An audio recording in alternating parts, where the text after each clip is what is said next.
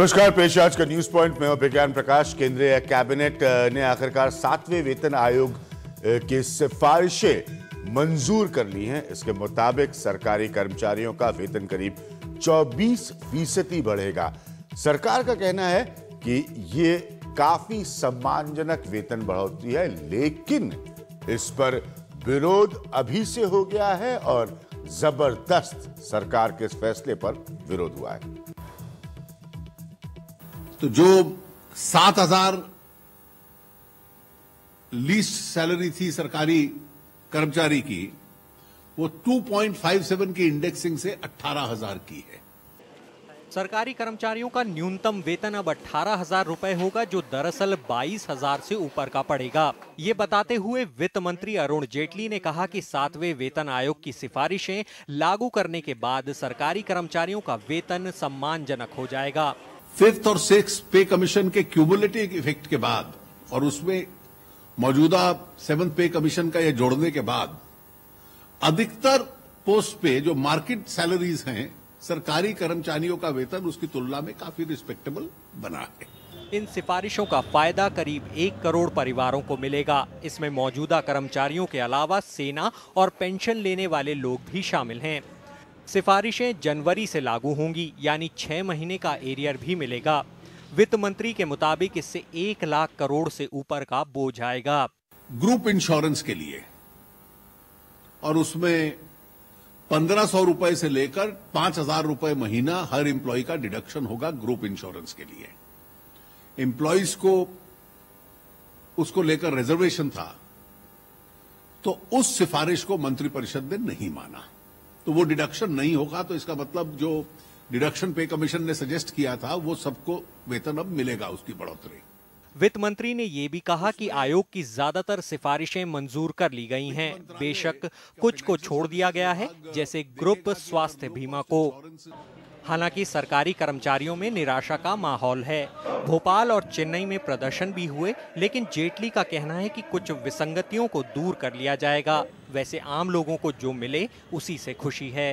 हाँ, मैं खुश हूँ। मेरे को लगता है कि आई एम सेटिस्फाइड। गवर्नमेंट ने क्या है कि सेंट्रल गवर्नमेंट के पहले जो पे थे काफी कम थे एज कम्पेयर टू बैंकिंग वगैरह।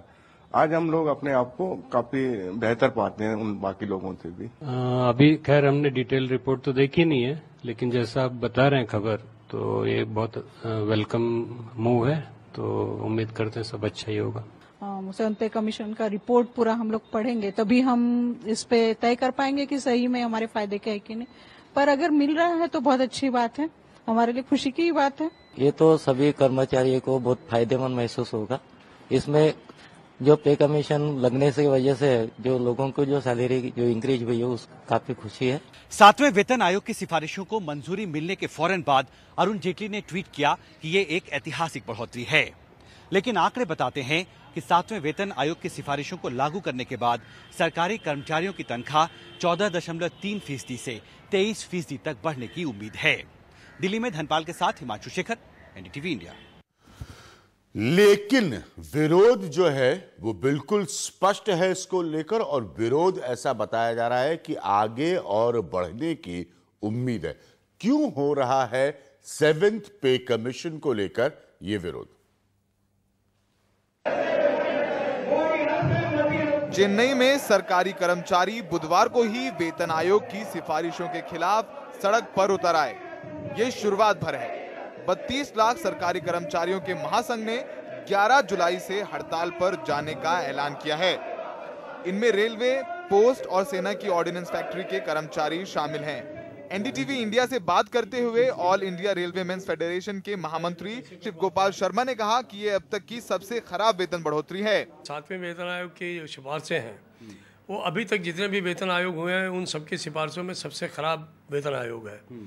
और इसमें सबसे बड़ी खराबी यह है कि इसमें मिनिमम वेज का जो निर्धारण है, उनमें डॉक्टर आर्कराइट कमेटी के फार्मूले को जेसीएम के कहने पर स्वीकार तो किया गया, लेकिन उसके इनपुट्स को नहीं माना गया। वेतन आयोग ने निचले स्तर पर मूल वेतन में 2.7% बढ़ोतरी की सिफारिश की है, जो 70 साल में सबसे कम बताई जा रही है। औसतन बढ़ोतरी 23.55% तक मानी जा रही है। कर्मचारी संघ 18,000 रुपए के न्यूनतम वेतन को बढ़ाने की मांग कर रहा है। उसे मौजूदा पेंशन व्यवस्था भी नामंजूर है। National joint council of action ने सारे देश में 11 जुलाई को सवेरे 6 बजे से निश्चितकालीन हड़ताल पर जाने का फैसला किया है। उनमें रेलवे के लोग तो होंगे ही, लेकिन ऑर्डिनेंस फैक्ट्री के लोग भी होंगे, डिफेंस के सिविलियन एम्प्लॉयज भी होंगे, पोस्ट ऑफिस भी बंद होंगे। तमाम जो केंद्र सरकार के कर्मचारियों के दफ्तर हैं वो निश्चित तौर पर 11 जुलाई को सवेरे से बंद हो जाएंगे। 7th पे कमीशन की रिपोर्ट लागू होने के बाद पे और पेंशन की जो आज हमने लागू की है, government salaries are distinctively higher than the market salaries and the private sector salaries, और इसलिए उसका विरोध करने का किसी को कोई औचित्य नहीं है। लेकिन मामला कुछ विसंगतियों का नहीं, कर्मचारियों के बड़े असंतोष का है। 7वें वेतन आयोग के कुछ अहम सिफारिशों के खिलाफ केंद्र सरकार के कर्मचारियों का भारी विरोध और 11 जुलाई को हड़ताल पर जाने का फैसला सरकार के लिए एक बड़ा झटका है। अब ये देखना महत्वपूर्ण होगा कि भारत सरकार अपने ही कर्मचारियों के इस विरोध से आने वाले समय में कैसे निपटती है। दिल्ली में धनपाल के साथ हिमांशु शेखर, एनडीटीवी इंडिया। तो अब आते हैं बहस की तरफ। ये बड़ी दिलचस्प स्थिति है जिसको अरुण जेटली, देश के फाइनेंस मिनिस्टर, देश के वित्त मंत्री, ऐतिहासिक करार दे रहे हैं। उसको कर्मचारी संघ कह रहा है कि अब तक के वेतन आयोगों के सिफारिश पर आधारित जो बढ़ोतरी हुई है उसके हिसाब से यह सबसे कम बढ़ोतरी। अब यह बड़ा दिलचस्प मसला है। मैं इससे एक्सपर्ट नहीं हूं, लेकिन जो लोग इस पर आर्ग्यू करने के लिए आए हैं, बात करने के लिए आए, उनसे हम समझेंगे कि अरुण जेटली के हिसाब से जो ऐतिहासिक है वो कर्मचारियों के हिसाब से 11 जुलाई ऑनवर्ड्स क्वालिफाई करता है अनिश्चित काल की हड़ताल। तो अरुण जेटली जी और आपकी सरकार ने क्या इस ऐतिहासिक पन को कर्मचारियों के पॉइंट ऑफ व्यू से, उनके नजरिए से अरुण जेटली नहीं समझा? ये बड़ी इंटरेस्टिंग सिचुएशन है, क्योंकि देखिए सब लोग सरकार के मिलकर इसको ऐतिहासिक बता रहे हैं और जिनके लिए किया गया है वो ये कह रहे हैं कि ये सबसे कम है अब तक का और इसके विरोध में वो हड़ताल करेंगे। तो ये तो बड़ी अजीब सी चीज है। वैसी स्थिति हो गई कि भाई आप किसी के यहाँ नौकरी करते हैं और उनको आपका काम पसंद आया तो उन्होंने कहा कि आपकी सैलरी इतनी है और आप इसके लिए आपको बढ़ाकर हम सैलरी इतनी कर देते हैं। तो आप बजाय इस बात से खुश होने की, अरे मेरी सैलरी पहले इतनी थी अब बढ़कर इतनी हो गई, आप बोले अब कल से तो मैं हड़ताल पे चला जाऊंगा। आपने कैसे मेरी सैलरी इतनी बढ़ा दी? बढ़नी तो इतनी चाहिए थी। तो ये क्या अरुण जेटली, जिन्होंने अंग्रेजी में कहा distinctively higher than the private sector, जो ये तनख्वाह है अरुण जेटली के हिसाब से it will be distinctively higher than the private sector, यानी कि निजी क्षेत्र से बड़े साफ तौर पर यह तनख्वाह ज्यादा होगी। अब एक बहुत बड़ा पॉइंट रख रहे हैं देश के फाइनेंस मिनिस्टर। फिलहाल उनके पॉइंट को कोई रिसेप्शन नहीं है, क्योंकि जिनके लिए ये है वो उसका एक बहुत बहुत बड़ा हिस्सा जाने वाला है विरोध पर। प्रवीण झा मेरे साथ हैं, आप सब जानते हैं। लक्ष्मी नारायण पाठक जी हमारे साथ हैं, जो कि सेक्रेटरी हैं ऑल इंडिया रेलवे यूनियन के। राजेश शर्मा है, जो कि भारतीय जनता पार्टी की तरफ से हैं। प्रवीण झा, ये किस किस्म का मिसकैलकुलेशन है गवर्नमेंट का, अगर ये मिसकैलकुलेशन है? नहीं, देखिए, जहां तक वित्त मंत्री साहब का ये कहना कि ऐतिहासिक है, वो अतिशयोक्ति है। अच्छा। क्योंकि अगर आप सिर्फ 6th पे कमीशन के साथ उसकी तुलना करें, हाँ, तो जो मिनिमम पे था वो 6th पे कमीशन में उसमें 54% का इजाफा हुआ था। हाँ, बिल्कुल साफ साफ है। The last major hike in 2008 saw an average rise of over 50%, यानी कि 50% से ज्यादा जो प्रवीण झा कह रहे हैं ये बढ़ोतरी हुई थी 2008 में। और ये मैं आपको मिनिमम पे का दे रहा था, और इसमें जो है 14.3% जो है इजाफा हुआ है। और अधिकतर लोग जो नाराज होंगे, मेरी समझ यही है कि वो यही जो आम वर्कर्स जो ऑर्गेनाइज सेक्टर में हैं, अभी उन्हीं की बात हो रही है। उनके दूसरे क्लेम जो हैं वो अपनी जगह हैं, उनके बारे में हम लोग बात कर सकते हैं। लेकिन ये कहना कि ये जो है एक ऐतिहासिक बढ़ोतरी हुई, ये एक अतिशयोक्ति है, जैसा मैंने आपसे कहा। और 5th और 6th पे कमीशन निश्चित तौर पे इस लिहाज से एक एवरेज के तौर पे भी और जो बिल्कुल मिनिमम पे वाला था, दोनों दृष्टिकोण से जो है बेहतर था। अब ये बात दीगर है कि ऑर्गेनाइज सेक्टर का पे स्ट्रक्चर ये है, ये कितना ठीक है, कितना गलत है, अनऑर्गेनाइज सेक्टर से हम इसकी तुलना क्यों नहीं करते हैं, हिंदुस्तान में कोई इनकम पॉलिसी है या नहीं, क्यों नहीं है, तो वो सब जो है बड़े मुद्दे हैं। लेकिन अगर बातचीत को आप एक सीमित दायरे में लेके चल रहे हैं तो ये स्पष्ट है कि क्यों ये नाराजगी जाहिर हो रही है। तो सरकार का जो मिसकैलकुलेशन आप कह रहे हैं वो तो सीधे देखेंगे ना, भाई 6 पे कमीशन ने हमें क्या दिया और 7 पे कमीशन में हमें क्या मिल रहा है। ठीक है, ऑब्वियस वो रिएक्शन सरकार और सरकार के लोगों को नहीं नजर आएगी या उनको क्या नहीं नजर आई? ये कहने से पहले कि ऐतिहासिक है, क्या वो तुलनात्मक अध्ययन नहीं कर सकते जो मेरे जैसा आदमी कागज पढ़ के कर सकता है? तो वो भी कर सकते थे। वित्त मंत्रालय में बैठे हुए लोग ये काम तो कर ही रह सकते हैं आराम से। निश्चित तौर पे, तो फिर भी ऐतिहासिक है। अब देखिए इसका अब सॉफ्ट होकर कह रहे अतिशयोक्ति, फैक्ट ये है कि अभी तक जो रिएक्शन आया उसके हिसाब से तो ऐतिहासिक नहीं है, कहीं से नहीं है, अब स्पष्ट है। ठीक है, एक मिनट मैं बिल्कुल तुरंत लाऊंगा, उसके बाद राजेश जी को समझेंगे। लक्ष्मी नारायण पाठक जी, आप लोग उम्मीद क्या रख रहे थे, चाह क्या रहे थे, और क्यों आप मानते हैं कि यह ऐतिहासिक नहीं है? जो हम लोग चाह रहे थे वो हम लोगों ने national council joint consultative machinery और all India railway mains federation, हम लोगों ने पे कमीशन को एक डिटेल्ड मेमोरेंडम भेंट किया था। ठीक है, उस मेमोरेंडम में डॉक्टर एक्वायर्ड फार्मूला जिसके आधार पर मिनिमम वेज तय होना चाहिए, उसके 12 पॉइंट्स हैं कि ये फैक्टर होंगे, कितना खाने में, कितना कपड़े में, कितना बच्चे के एजुकेशन में, कितना रिलेशंस में, कितना सोशल रिस्पॉन्सिबिलिटीज मीट आउट करने में, ऐसे 12 पॉइंट्स हैं। ठीक है, ये सारा डिटेल हम लोगों ने उसमें दिया था और जस्टिस माथुर ने, चेयरमैन पे कमीशन ने इसको एक्सेप्ट किया कि मैं डॉक्टर एक्वायर्ड फार्मूला को एक्सेप्ट करूंगा। ठीक है, 2 बेसिक बातें मैं इसमें केवल कहना चाहता हूं, वो ये कि डॉक्टर एक्वायर्ड फार्मूला में ये था कि जो जितना भी कैलकुलेशन से आएगा, एक तो जस्टिस माथुर ने ये कहा कि yes I agree with the doctor Aykroyd formula.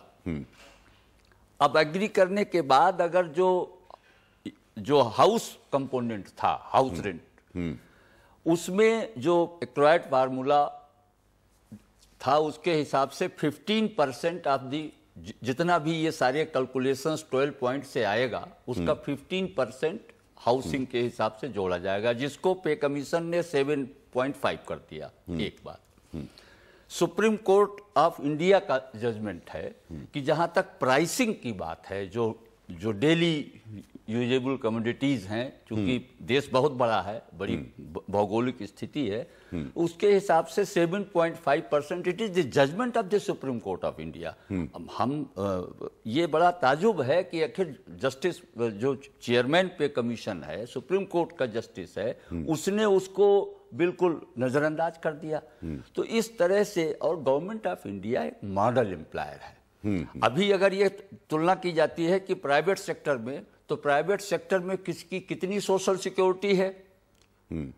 अगर गवर्नमेंट भी कोई सोशल सिक्योरिटी नहीं देना चाहती, हमने मेमोरेंडम में बाकायदा इन सारी चीजों का जिक्र किया कि भाई आप इन सारे एस्पेक्ट्स को आप कंसीडर करते हुए, मुझे साफ साफ बताइए, मैं आपकी बातों को बहुत ध्यान से सुन रहा हूं।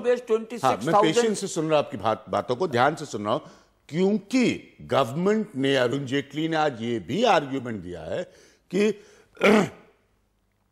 8वें पे कमीशन, माफ करिएगा, 6ठे पे कमीशन को लेकर जितना वक्त लगा उससे कहीं कम समय में हमने, इस गवर्नमेंट ने इस फैसले को लिया है। ये गवर्नमेंट, विज्ञान जी, ये गवर्नमेंट, मैं 3 चीजें आपके सामने रखता हूं। हाँ, 19 नवंबर को ये रिपोर्ट रात के अंधेरे में भारत सरकार को सौंपी गई।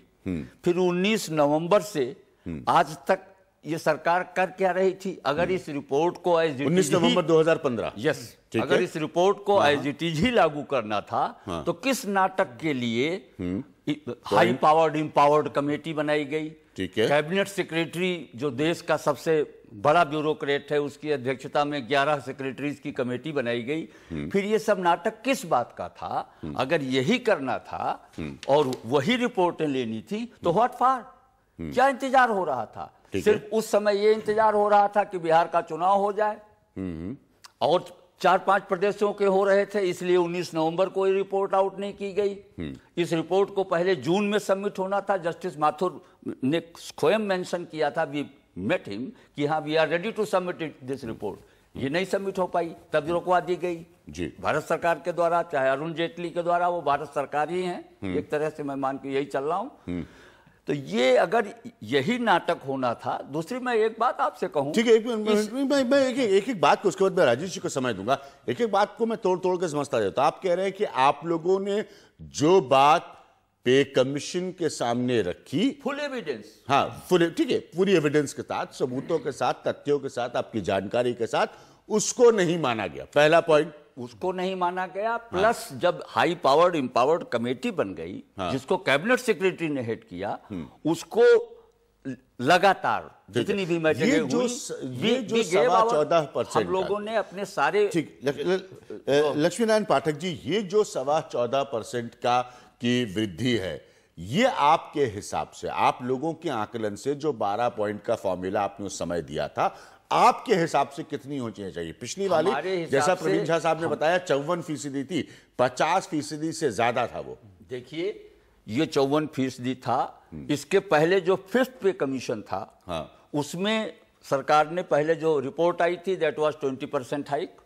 वी वेंट ऑन एजिटेशन, और सरकार पर पूरे देश भर में यही, उस समय भी इंडेफिनिट स्ट्राइक आप लोग इस बार कितना चाहते हैं? इस बार आप लोगों के कैलकुलेशन के हिसाब से 5th पे कमीशन में वो 40% राइज हुआ। ठीक है, तो 20 से 40 हुआ। हाँ, यस। 6th पे कमीशन में उन्होंने 54%, 50% और 54%, उसको अगर हम बॉटम टू टॉप लें, इट वाज राइज। इस बार जो हमारा था, इसको आप इस टर्म में ले कि जो ये 2.57 है, ये 3.6 वाज आवर जस्टिफिकेशन। ठीक है, विद ऑल। अब मैं आपका 2.57 और 3.6 नहीं समझ पा रहा हूं, लेकिन फिर भी आप कह रहे हैं, तो मैं ये कह रहा हूं कि 14% जो मिनिमम हमारा minimum wage central government employees का एंट्री ग्रेड जो है, इट शुड हैव बीन 26,000। ठीक है, जो अभी इन्होंने 18,000। ठीक है, वो 26,000। अब आपने मेरे प्रश्न का उत्तर दिया। राजेश जी, आपने इत्मीनान से प्रवीण झा को सुना और लक्ष्मीनारायण पाठक साहब को सुना, तो फिर क्यों अरुण जेटली इसको ऐतिहासिक बता रहे? सर, ऐतिहासिक पहला कारण जो इन्होंने ही कहा कि 5th पे कमीशन 19 महीने के बाद में लागू हुआ, 6th पे कमीशन 32 महीनों के बाद लागू होता है, ये पे कमीशन 7 महीने के बाद लागू होता है, और आप उसके ऊपर में कहते हैं कि आप 7 महीने बाद लागू कर रहे हो। अगर आप दूसरों से कंपेयर करें तो ये बहुत ही जल्दी इस कमीशन के ऊपर में डिसीजन लिया गया और तुरंत इंप्लीमेंट करने की बात करेगी, और साथ में ये भी बोला गया कि जो पैसे हैं एरियर, वो भी हम इसी साल में देंगे। ऐसी कई नई चीजें भी साथ में बोली गई। पहली चीज जो मैं टाइम के हिसाब से कहूंगा। दूसरा, इन्होंने कहा 2.57 टाइम्स जो बढ़ोतरी आई, ये जो 7,000 की पे थी वो आज 18,000 की हो गई है, जो 90,000 के हाईएस्ट पे थी वो 2,25,000 होती है। पर ये जो हाइक है, ऐसी वर्ल्ड की इकोनॉमी डाउन होते हुए आज इंडिया ही ताकत करती है कि इस तरीके की बढ़ोतरी, जिससे 1 लाख करोड़ का बजट के ऊपर में बोझ पड़ने वाला है, ऐसी हाइक को देने की ताकत रख रही है, क्योंकि इंडिया की जीडीपी ग्रोथ है। 0.65% of the GDP will be spended only in this increased amount. जब वर्ल्ड की इकोनॉमी एक तरीके से डाउनफॉल में है और प्राइवेट सेक्टर के साथ में जो कंपैरिजन है, वो कंपैरिजन IIM अहमदाबाद के लोगों ने किया और उसमें बड़े एक्सपर्ट्स ने किया कि आज प्राइवेट सेक्टर इंडिया में जो है उसके साथ में हम कंपेयर करते हुए ये वाकई में एक बहुत ही अच्छी हाइक है। उसके साथ एट पार आज के दिन है। सोशल सिक्योरिटी तो डेफिनेटली है ही है गवर्नमेंट एरिया में, कोई ये मना ही नहीं है कि सोशल सिक्योरिटी नहीं है। सोशल सिक्योरिटी के साथ में ये जो हाइक है ये ऐतिहासिक है, टाइम से दी गई है। 2.57 is a good justifiable amount, और इसके ऊपर पूरा शोध और पैनल की रिपोर्ट, IIM की अहमदाबाद की जो रिपोर्ट थी, सबको प्राइवेट सेक्टर पे और अच्छे टैलेंट को लेने के लिए, अच्छे टैलेंट हमारे पास आए गवर्नमेंट सेक्टर में, इन सब चीज़ों को मद्देनजर रखते हुए किया हुआ है। ये कुछ जो संगठन ऐसे हैं जो कि दूसरे किसी पार्टी के दायरे में आते हैं, वैसे लोग वो विरोध की बात कर रहे हैं। वैसे ओवरऑल खुशी का माहौल है, ओवरऑल एक पॉजिटिविटी का माहौल है, ये जरूर मैं कहना चाहूँगा।